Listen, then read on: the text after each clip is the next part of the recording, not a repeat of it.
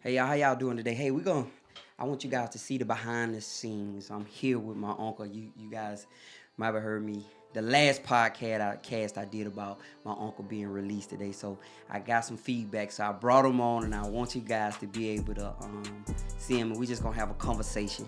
Nothing special. I just want him to talk and maybe help somebody. Because I told you his situation, but maybe what he's experienced can help you right now. You may be getting ready to make a choice or a decision, and experiences, the things that he's experienced in his life can help you. All right. So we're gonna get ready to record Slick Lingo podcast. I thank you guys for logging in. Let's get straight to it. Hey guys, this is Slick Lingo podcast. Today I have a special guest with me, my uncle Henry Smith. The guy I told you guys about so much last time when I did my last podcast, and I wanted to bring him on, and I wanted him to just give some of his insight into the world and the things he's experiencing. I know this is a new experience to him, man. Don't be nervous. It's all good. I know it's a new experience, but I done threw him out here. I said, no, we got to do it. We got to do it. We got to do it. So I just want to introduce him, Henry Smith. My uncle, my favorite uncle, one of my favorite uncles. I can't really think. I always say one of my favorite uncles, but he was like my favorite uncle. The rest of my uncles, I can't really say I had an uncle that was, favorite. But welcome back. Welcome to the world, sir. Yeah, it's good to be back. Yes, sir. I told you the other night when we talked that I said, man, I ain't think I would see you again. I meant that, like.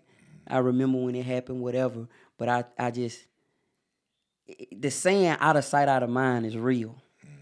When people don't see you, life goes on without you, and life just go on, and people don't really think about you. It's like it's just over. You know what I mean? Yeah, I understand what you're saying. I remember she told me, she said, she coming to get you. She said, I'm going to get my dad. I said, go and get your dad? What, you got another dad?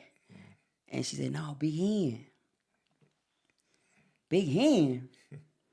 But I want to ask you something. Is the world a little bit intimidating now that you out here? Do it seems like, I know it's different, and I want you to explain like the major differences that you've experienced. But is it a little intimidating for you now? Yeah, very intimidating, but I can see a lot of progress from the things I see, and I feel that I can be able to adjust and get back in the flow. Yeah. And from my experience in prison, I could have a lot to offer younger guys that may be falling into the path of getting incarcerated and not being able to know what to do when they get out to keep them going back. That's real. You told me they call you Triple OG. You Triple OG for real. But you did 25 years in 8 months. That's right. That's a long time. That's more time than some of the people watching this have been alive. A long time. Yeah. Can you remember back to the beginning of it? Sure. I can remember feeling like that I wouldn't be able to make it. But I kept strong. I kept a solid mind. I did positive things, and I made it. So, I've been in prison, you know that. But one of the things I did was I read all the time. Yeah. That helped me so much because I was able to escape from prison by reading. Reading helped me so much. What some of the things you did? You said you kept a strong mind, a positive mind. Well, like you said, reading. I acquire a lot of knowledge from reading and learning about things, and I got enjoyment out of passing this knowledge on to younger guys that would listen. Yeah. That's the main thing. I'm gonna put it up so make sure we getting it in there good. But the younger guys, not only that you giving the knowledge, but they will receive it. Yeah, yeah. They would eat it up, as you say. You know why? Because a lot of guys never had fathers. Right. I believe that. A lot of guys never really had fathers. And then they come across you in the penitentiary in prison, and now you done took on the role as dad. Yeah.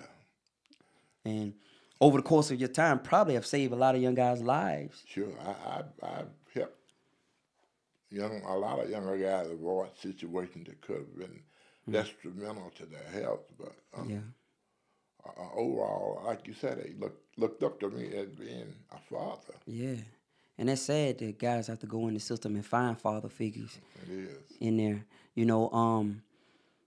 Tell us about when you got released.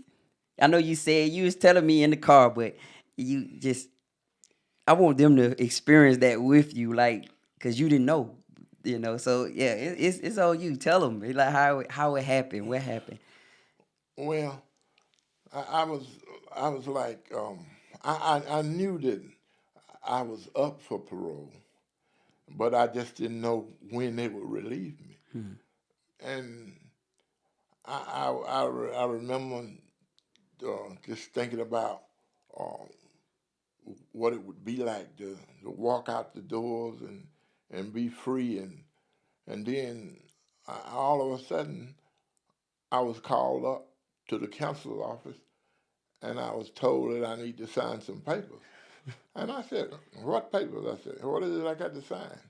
And she said, "Your release papers. You're going home." Whoa, 25 years, 8 months, and now you get a chance to go home. Yeah, I was overjoyed. Mm, mm, mm, mm. You know, and that's so freedom. I don't care. A piece of freedom is better than none. That's right. A piece of it. When you get to where you're not free, Mm, I mean, it's like horrible. You confined to one place, that's it. and you want to reach out, but you can't get out. Mm, But you got to stay strong. right. That was the biggest thing for me, being on that little small piece of earth. Right. I remember one day standing in the yard looking up to the sky, and it dawned on me because I could see the whole perimeter of the prison from the yard. It was on a hill, and I looked out and I could look over the yard and I could just see the gate. And I said, I'm just spending all this time on this one little piece of earth out of all the earth in the world. And the biggest thing was my choices. My choices got me there. And you and I talked, and I'm really big about that. Choices. Yeah, that's another thing I used to talk to younger guys about. I said, it's a choice you make. I said, especially if they had short time, I would tell them, if you go back out, make choices that's beneficial to you, not detrimental to you. I said, because you if you go back out and repeat coming back in here, sooner or later you're going to get a charge that you can't come back out, and that ain't going to help you. But what will help you if you try to adjust to society and be a part of society and live your life. Yeah. I seen they got a new movie out. I don't know if you heard about it, called Black Panther. A lady in the movie was 90 years old. A lady from Atlanta, right? And I'm making a point. She was 90 years old when she got the role. 90 years old. She put in for the role and got it at 90. A 90-year-old black woman. And the reason why I'm saying this is because in the mind of a regular individual, after you reach a certain age, life is over. But in the mind of an individual that have faith and really got that hustle and that grind in them, they understand that I don't care how old I am. You be telling me, man, I'm thinking about driving truck again. and you know what's real? You could drive truck. Yeah. You could do pretty much what you want to do. It's all according to your drive, your faith, your belief, your grind. And that's just looking at the people, and as those who are logging in, they're watching, because you may be 70 years old right now and feel like life over. That's a lie. That's a lie. Because you can't afford to take that stance, no way. No, none whatsoever. I feel I've got plenty of life left. That's right. I feel I can do plenty of things still. help people, Young guys. young guys especially. You know, I want the young guys to. The reason why it was so important for you to get on, because I wanted the young guys to see this. I wanted young guys to see, and not only just see us, but to understand that you are now getting out of prison, starting over, because life is starting over. And you thank God you have friends, family, people that is going to help you, and God himself. But starting over at, how old are you now? 69, 69. When you turn 70? July. July. 69 years old. And this is just real talk. They say smart people learn from their mistakes, but wise people learn from other people's mistakes. And fools don't learn at all. So we have Uncle Henry here, and he's telling you, and he's going to look at you and tell you, and to help you, but you got to be willing to take it. If you need to make some changes in your life, you better make them now. How many of the young guys you seen in prison that just didn't realize the seriousness? Like they were in prison, they came in with a life sentence or something. Yeah, I've met quite a few, you know, and they didn't understand the seriousness of it. Yeah. And then when finally it dawns on them, then they're all upset and don't know what to do. But I would always tell them, each day has its own problem. Just let each day solve itself. Yeah. And that's the biggest thing about out here now. You see so many young guys making decisions without really understanding the penalty phase of it. You know, making decisions without understanding that, hey man, it's a penalty part of this, you know. And I know you know more than anybody. You know what I mean? That the penalty portion of it is the part that most people can't do. Right. That's the part of it. Most people can't handle the penalty portion of it. The penalty portion of it is the part that guys lose their mind on. Yeah. But you have to set your mind to being able to accept your wrong and right it. Yeah, that's real. You got to be able to set your mind to being able to accept this is what I did. I did this, right? And they say that's the first part of. That's why they make you accept your drug of choice when you go to AA. Right. Hi, my name is Larry. I'm on this. They say you never can fix nothing you won't acknowledge. That's the truth. Yeah, you can't never fix it if you won't acknowledge it. So, my whole thing is with you. I want to see your progress. How long you been out now? Let's see. You got out what last? I got out on Tuesday. So you been out not even a week. Yeah, not even a week. So we getting it first, fresh, not even a week, just getting out, getting started. And my goal is to bring you back periodically and allow people to see how a man who has made his mind up, regardless of the circumstances, situation that he's coming from, can overcome.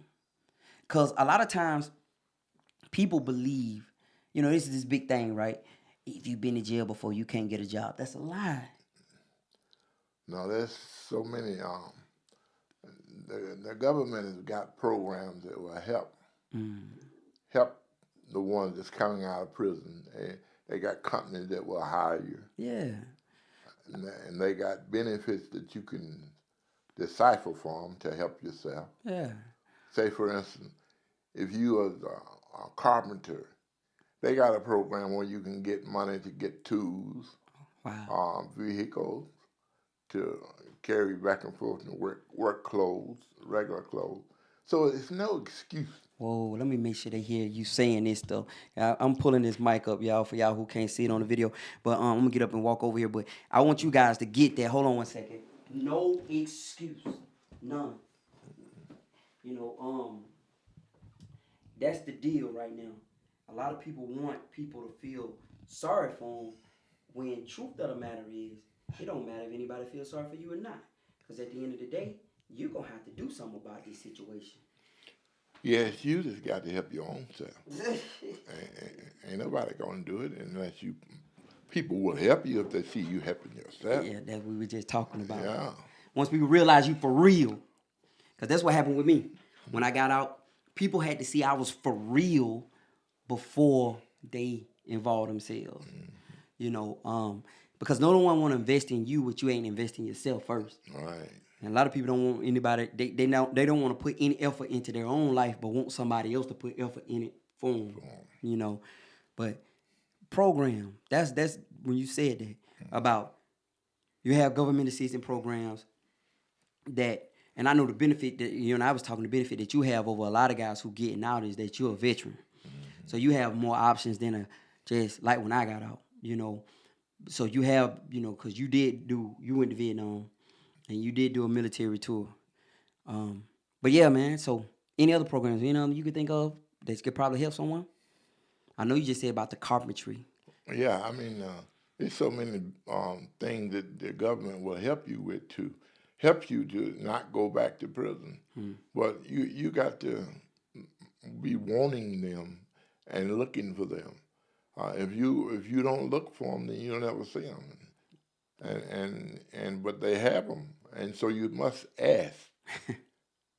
Yeah, open your mouth. What they say, closed mouth ain't fed. I close my mouth. You gonna starve up in here talking about waiting on somebody to, you know what happened with me? I just got a shift in my mind. It's a switch in your mind that you can cut on and cut off and just say, you know what? I'm just not going to jail no more. That's it. That's it. I don't care what I need to do. I don't care what I need to figure out. I don't care what kind of job I need to do. When I was telling you that I got out and I was working at that pie factory, it was tough, But you know what? When you make your mind up, it ain't nothing nobody can do to stop you. Nothing. What year you went in? I went in 1992. At the time, I was 44 years old. 44. I was in juvenile. Yeah. When they sent me, they brought me the paper. Yeah, they brought me the paper that morning. And 1992, when you went in, people were using pages. Now, I was telling him that, I said, man, it's hard to make it without one of these out here, Especially you see everybody with a backpack and a cell phone. That's the way. That's the way. That's it, right? Yeah. I can't do without them. Everything that changed. You got to carry what you need and carry your communication too. That the old neighborhood over there in Kirkwood, man, you seen it? Yeah. Man, that neighborhood used to be. It wasn't never really just the worst though. No, it was never the worst, but it's definitely been some changes. So basically, they done gentrified the neighborhood. Yeah. Like you go over there now, man. This thing is like man, people out there sipping their lattes and pushing their strollers down the road. But that's the difference time make. Yeah, because people was considered old to me at the time. Yeah. And they looked like just moved out of the roadway, and another set of people has come in. Exactly. And that's just it. That's exactly what happened. Time moves on. How many prisons were you? Not to cut you off. How many prisons were you in? I just thought about this. How many prisons were you in? Let me see. I remember you was in Phillips. Yeah, I was in Phillips. You was in Smith. First I was in Hayes, then Phillips, then Smith, and then Telfair. And then you was at Dooley. Dooley. That's the one I released from. Dooley. 5. Hayes. How was Hayes? Hayes was it? At the time, Hayes was all right, but that's how I got away from Hayes, because the inmates got so bad till at the time Wayne Gardner was commissioner, and he felt like they was taking over his prison, so he came in and got 50 of us. He said that we were the most rational, and he came in and took us 50 and took us down to Phillips. And most of us was put in a print shop where we learned to print. Wow. And then he went in and I guess he called himself taming them, beat them up. They got a show about Hayes on Nat Geo. Yeah. They got a show about Hayes right now that I see it come on Nat Geo. Phillips, what was y'all printing? at Phillips? What was y'all printing? Like newspaper? What was y'all printing? We print like governor letterheads, Wow, really? all the congressmen and police department stuff like tickets, Oh, birth certificates, all the stuff for the schools. really? Yeah.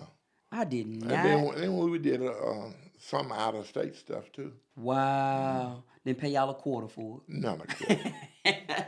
Crazy. Give you a little bag of coffee at the beginning of the week and some juice at break. Yeah, that's it. But that's crazy. I didn't know that was done inside. Yeah. I didn't know. I know in Tennessee they got this thing called Tricor. And in the federal penitentiary, they got a thing called Unicor. Tricor, where we were, they made drapery for hotels. Right. And the bed linens, like the comforters and the drapes. And Unicor was making the military uniforms Yeah. in the Fed joint. But Phillips, how was Phillips? It was cool. Yeah. Philip was all right. It was a good camp. Medium count? No, at the time, I don't think it was medium. It became medium It later. was high when you were there. Right. Right. You had high security and medium security there. But Hayes always been high, right? Right. Hayes was predominantly high. Yeah, Hayes is they got this show come on by Hayes. And the young guys are coming in and just, man, these little millennium guys, and they dangerous, cause Yeah. a lot of them just don't have nothing to live for, just in their minds and the gangs. Yeah. That was a big dynamic. Was it many gangs when you got in as it is now? No, there was no gangs.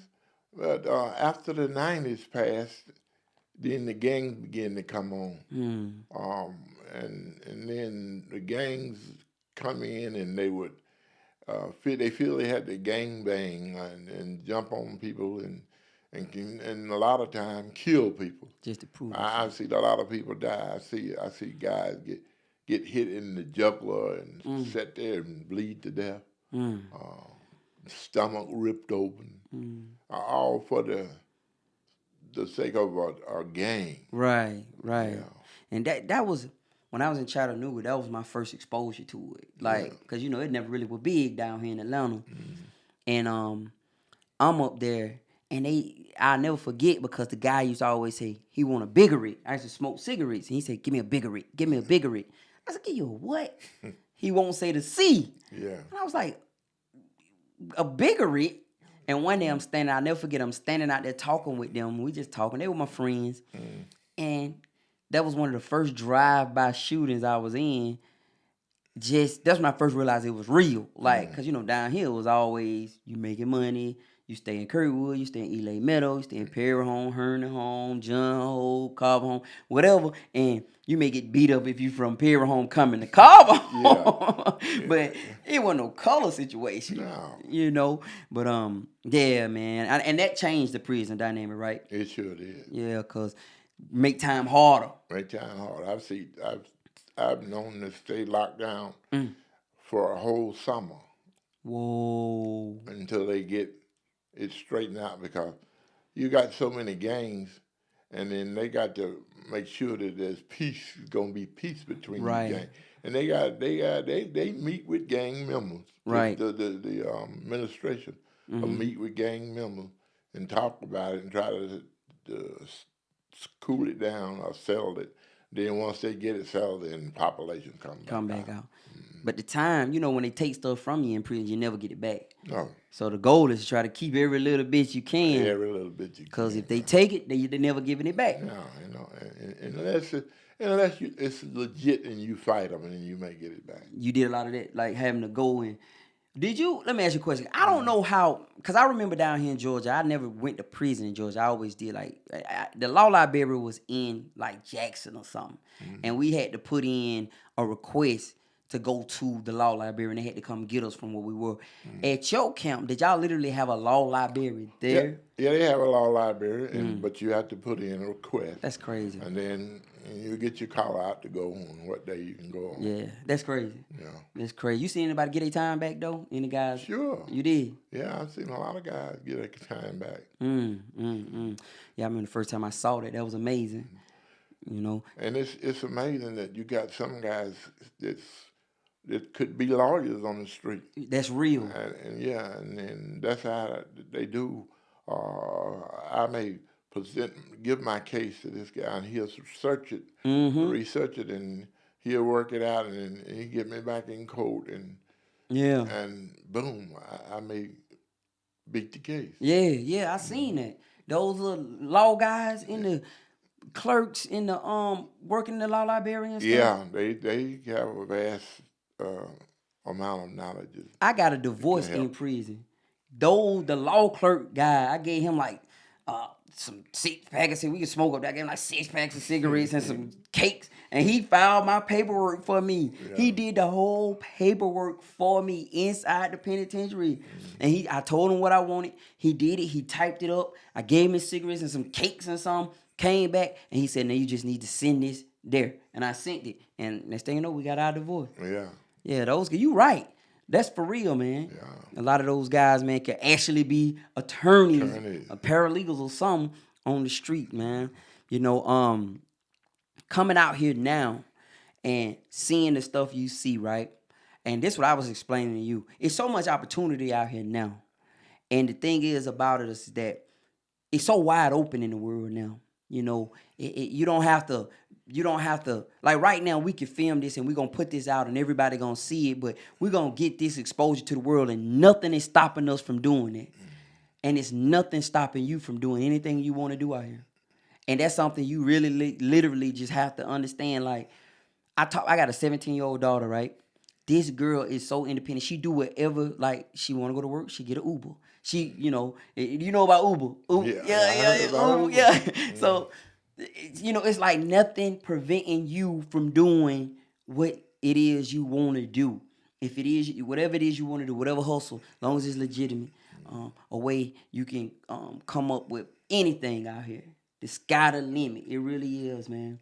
And that's the goal. So the focus of the show today, I want to get my Uncle Henry on. I want you guys to see him. I want you guys to recognize him because I'm gonna get him back on. I know I know he's gonna be busy as time go on and he start, you know, getting more busy. And he told me today, he said, it's gonna be all right in time. I'm gonna be able to get myself out. I said, no, don't worry about it. I don't worry about that. You know, and I know he's gonna be busy, but the goal and focus is I want you guys to be able to cipher from him.